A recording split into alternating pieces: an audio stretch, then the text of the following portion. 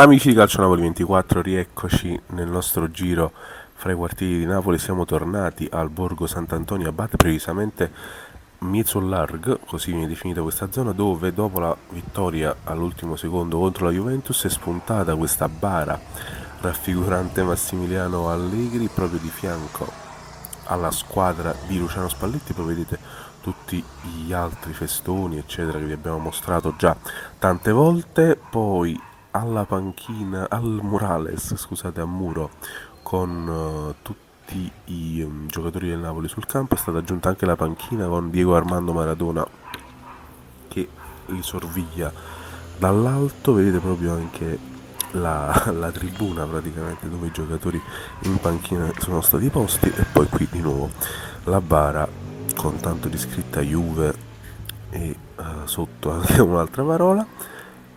E davvero la genialità non ha confine, l'ironia dei napoletani non ha confine. E qui è stata anche messa la Citroen azzurra di cui parlammo già mesi fa. Adesso ha trovato posto qui proprio a fianco alla squadra, sempre con i cartonati.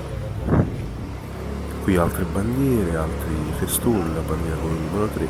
Direi che ora manca solo davvero l'ultimo tassello per questa festa.